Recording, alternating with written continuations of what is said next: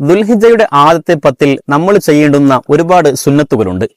ഒന്നാമത്തെ കാര്യം സൂറത്തുൽ ഫജ്ർ പാരായണം ചെയ്യലാണ്. ദുൽഹിജ്ജ 1 മുതൽ 10 വരെയുള്ള ദിവസങ്ങളിൽ വൽ ഫജ്ർ വലയാലിൻ അശ്ർ എന്ന് തുടങ്ങുന്ന മഹത്തരമായ സൂറത്ത് പാരായണം ചെയ്യൽ പ്രത്യേകം സുന്നത്തുള്ള കാര്യമാണ്.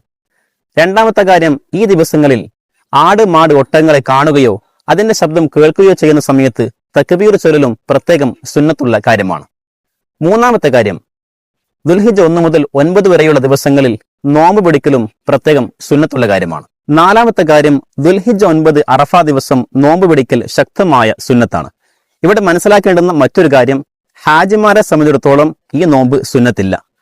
അഞ്ചാമത്തെ കാര്യം, ദുൽഹിജ്ജയുടെ 10 ദിവസങ്ങളിൽ സ്വതക്ക കൊടുക്കൽ വളരെ പ്രത്യേകതയുള്ള വളരെ പോരിശയുള്ള കാര്യമാണ്.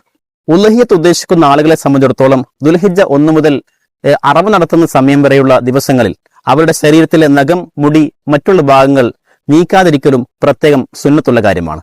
നീക്കൽ കറാഹത്താണ് എന്നുകൂടി മനസ്സിലാക്കണം. അതുപോലെ തന്നെ അറഫ ദിവസം സുബഹി മുതൽ അയ്യാമു തശ്രീഖിന്റെ അവസാന ദിവസം, അതായത് ദുൽഹിജ്ജ 13 മഗ്രിബിന്റെ സമയം പ്രവേശിക്കുന്നത് വരെ നമ്മൾ നിസ്കരിക്കുന്ന എല്ലാ നിസ്കാരങ്ങളുടെയും ഉടനെ തക്ബീർ ചൊല്ലലും പ്രത്യേകം സുന്നത്തുള്ള കാര്യമാണ്. ഈ തക്ബീറിനാണ് മുഖയ്യദായ തക്ബീർ എന്ന് പറയുന്നത്. അതുപോലെ തന്നെ മറ്റൊരു കാര്യം, ബലിപെരുന്നാൾ രാവ് സൂര്യൻ അസ്തമിച്ചത് മുതൽ പെരുന്നാൾ നിസ്കാരം വരെ എല്ലാ സമയത്തും നിരന്തരം തക്ബീർ ചൊല്ലൽ സുന്നത്താണ്. ഈ തക്ബീറിനാണ് മുർസൽ എന്ന് പറയുന്നത്.